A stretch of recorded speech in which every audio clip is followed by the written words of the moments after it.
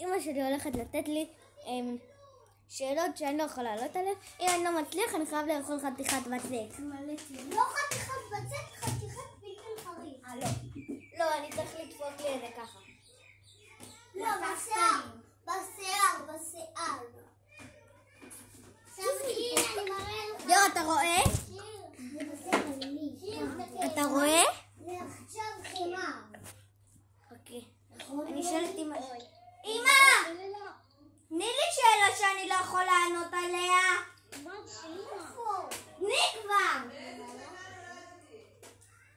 באיזה שנה אמא שלי נולדה? 1805. אמא, 1805? לא צדקתי.